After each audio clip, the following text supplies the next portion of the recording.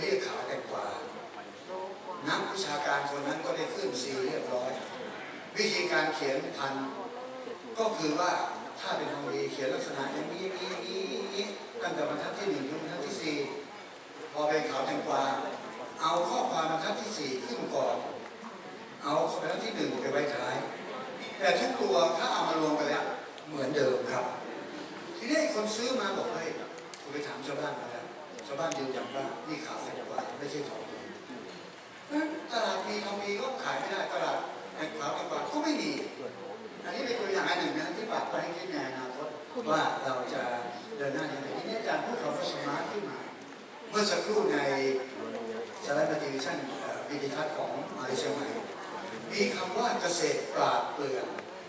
Smart Agriculture คนจะเป็นเกษตรกรปัจจุบันนะฮะเรามียัง Smart Farmer Smart SMART กระทรวงเกษตรก็อธิบายไปอธิบายมาคนก็งงผมก็เลยใช้คำนี้นะ S คุณจะต้องซีกแสวงหาคุณต้องเป็น student นักศึกษาตลอดเวลาคุณต้อง study ต้องเรียนรู้ทุกวันแล้วไปไหนทำตัวให้ small ตัวให้เล็กเข้าไว้เล็กเข้าได้ทุกที่ของใหญ่เข้าไม่ได้ทุกที่นะฮะเล็กตัวกันเป็นเรื่องเจอหน้าใครต้องรู้จัก smile เช้าตื่นมาเจอหน้าใครต้องพูดคำว่าเป๊ปซี่แต่ค้างไว้นะอย่าเป็นโค้กนะฮะเป๊ปซี่นะเจอสาวเดินผ่านมาเซ็กซี่เจอใครไม่ชอบผ่านมาปวดขี้คือยิ้มไปก่อนพอยิ้มปุ๊บเสียงมันจะออกมายิ้มเป็นไงมันมาสูงมะม่วงมาแรงกินเรียบมันยังดูดีนะแต่ถ้าผมน้ำเพื่อมันดูหนักอันนี้คือจุดซีทีนี้ถ้าเผื่อว่าคนผมพูดมานี่มันตัวเอสแค่2-3ตัวนะฮะแต่ว่าถ้าเผื่อท่านอยากจะรู้ว่าตัวเอส40ตัวมีอะไรนะฮะผมมีหนังสือ S for Success เมื่อวานแจกท่านอาจารย์ไปแล้วนะก็คือ S for Success สู่ความสำเร็จกระดาษขาวชวดนี้เป็นสีความบุรีไม่มีใครดีเพราะเป็นแม้แต่จะมีพ้องเพราะว่าจะไม่ดีเพราะให้เดินทางสายกลางด้วยตัว S ทางสายกลางใช้ได้ตลอดยกเว้นเวลาขับรถตายแน่นะครับทางสายกลางนะสีเขียว2ข้างแปลว่าให้เดินได้ลงสดชื่นทุกวันพุทธศาสนาพุทธะผู้รู้ผู้ตื่นผู้เบิกบานเราก็เบิกบานก่อนจึงเป็นผู้ตื่นเป็นผู้ตื่นก็เป็นผู้รู้จริงศาสนาพุทธจะล่มสลายก็มีพุทธเพี้ยนและบางคนก็มัวแต่เป็นพุทธพิธีไม่เป็นพุทธะในนี้ก็มีตัว S40 ตัวถ้าอ่านแล้วเข้าใจก็ success แต่ว่าสำเร็จถ้าไม่เข้าใจเลยก็ stupid แต่ว่าปัญญาอ่อนอย่างนี้นะครับแล้วก็มีหนังสือเรารักกันผมหวังว่าคำว่าเรารักกันจะเป็นคำที่สร้างสันติภาพขึ้นในโลกถ้าเราเกลียดกันในทุกอย่างก็หายนะและในนี้เขียนว่าสถาบันครอบครัวคือสอยเข็มของแผ่นดินหน้าสุดท้ายมีผมกับเมียกอดอยู่มีดอกกุหลาบล้อมรอบผมมีเมียเป็นของส่วนตัวแล้วนะครับที่มีดอกกุหลาบล้อมรอบแบบว่าอยู่ที่ไหนก็ได้ขอให้รอบตัวมีแต่คนรักเราอยากให้คนอื่นรักเราเราก็ไม่จัดรักคนอื่นก่อนดอกกุหลาบทำไมใช้เป็นดอกไม้แห่งความรักเพราะกุหลาบหน้าฝนเป็นใบจุดดำเป็นแค่ของรากเน่าหน้าหนาวเวลาแป้งหน้าแล้งมีด้วยไฟและอะไรความรักคือเป็นเรื่องสภาวะอารมณ์มันจะต้องมันปรุงแต่งอารมณ์ให้เป็นความเองรักยาวรักนิรันดร์ไม่ใช่รักแบบหลงเขาใช้พลังเธอรักจริงหรือเปล่าผมกำลังแต่งเพลงชื่อเรารักกันร้องไม่ดีครับเรารักกันเรารักกันเรารักกันเรารักกันเรารักกันเรารักกันมองแววตาท่านบอกเพลงพ่อผมมี3 คำเอาเพลงอย่างนี้มันมีคำเดียวเลยนะตึ้งตึ้งตึ้งตึ้งตึ้งตึ้งตึ้งตึ้งตึ้งตึ้งตึ้งตึ้งตึ้งเพลงมันมีคำเดียวอาจารย์ไม่เหมือนเพลงสมัยก่อนมีอักขระพิธีวุฒิพิพากษ์ว่าและสวรรค์สัจจลักษณ์เคยฟังเพลงจูบนะจ๊ะนะฮะคุณเวลาร้องนี่ครับ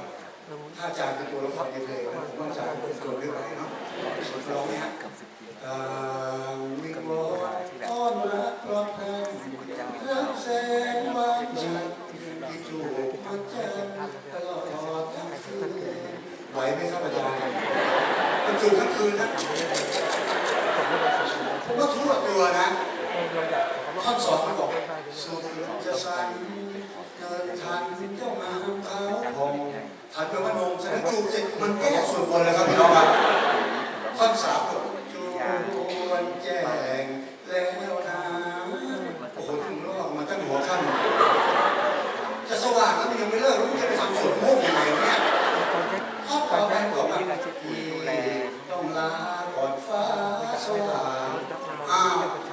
ชู้ก็มีชาวบ้านที่เนี่ยถ้าเมียเองก็อยู่ร้านหน้าไก่ได้สิน้องเอ๋ยน้องนางที่โจซองกลางเฝ้าฝากสัมพันธ์แต่คืนนี้ที่ไปอย่าได้ไว้คืนใหม่เราเคยพบกันภาษาพิมานชิมดีดีคอพรุ่งนี้มันจะเอาอีกครับวันนี้เซ็งจับนะฮะเราเซ็งแล้วก็ไม่ไหว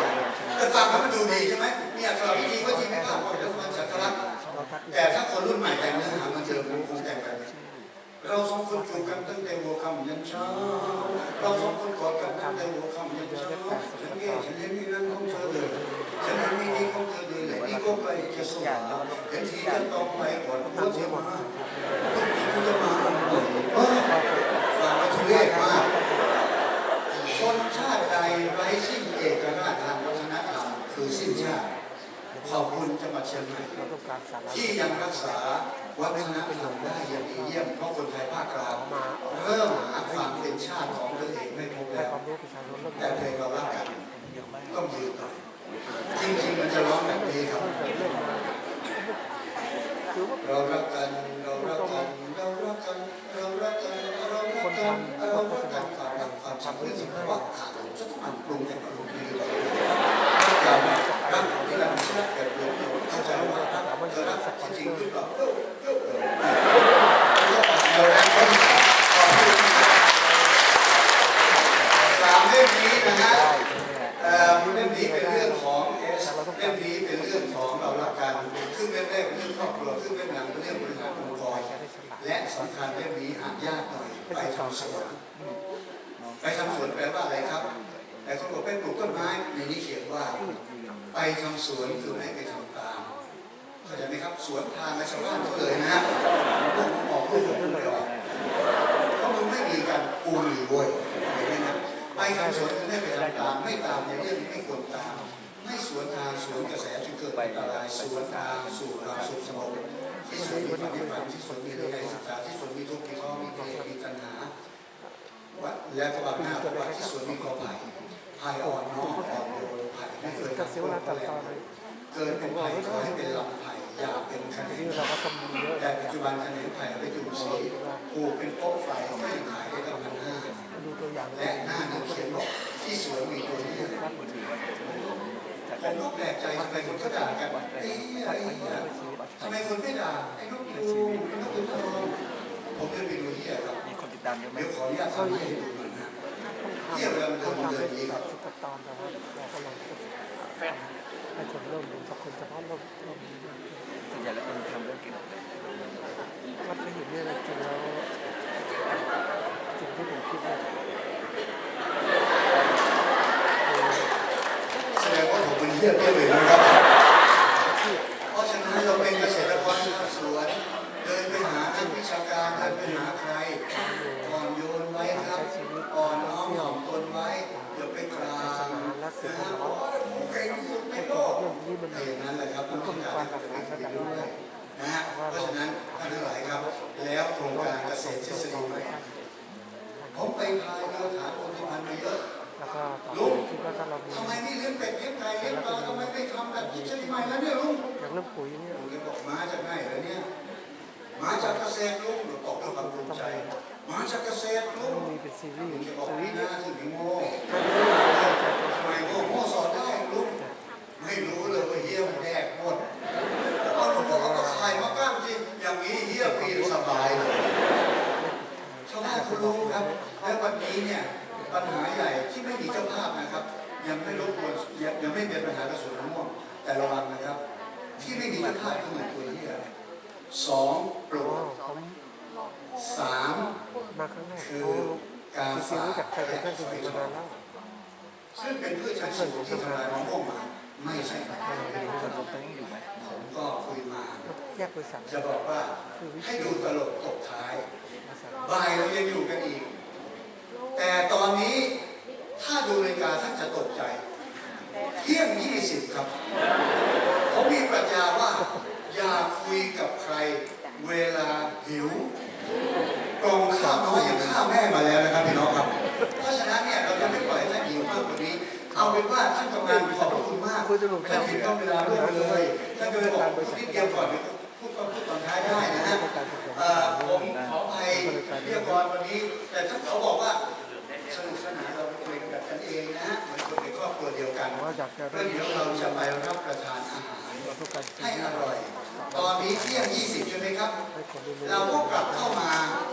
เที่ยงบ่ายโมง20แต่หนังสือนี้หยิบออกมาแล้วย่อมไม่เก็บกลับคืนเห็นน้องนักศึกษาจากมหาวิทยาลัยแม่โจ้ผมมีซีดีเพลงด้วยนะฮะผมแต่งเองร้องเอง20เพลงหลากหลายลีลามีซีดี2แผ่นผมแต่งเองร้องเองผมไม่วางขายตามท้องตลาดครับที่ผมไม่วางขายเพราะผมมั่นใจมากว่าก็ไม่มีคนซื้อกันผมเลยทำให้เป็นของหายากใครได้ซีดีเพลงผมไปถ้าไม่รีบป้องกันแจกคน10 คนภายใน7 วันก็ไม่เกิดอะไรขึ้นนะฮะแต่หน้าปกมันบอกว่าบอกอะไรครับถ้าร่างกายไม่แข็งแรงทุกอย่างจบครับเมื่อผมอายุ15ผมเคยแขนขวาขาข้างขวากระดูกกระดิกไม่ได้ทุกบ่าย2 โมงต้องไฟฟ้ากระตุกแขนกระตุกขาผมนอนนิ่งๆมีคนมาจับพลิกซ้ายพลิกขวาฉี่เองก็ไม่ได้3 เดือนเป็นการตายครั้งที่1เมื่อนิสิตรุ่น50เข้ามาผมนอนกระดูกกระดิกไม่ได้อีก3 เดือนเวลานี้66ถ้าตาย70จะเหลือ4 ปีต้องหลับสัก2 ปีตื่น2 ปีตื่น12 ชั่วโมงเนี่ยผมจะทำงานได้วันละ6 ชั่วโมงผมเหลือเวลาทำงานปีเดียวนะครับ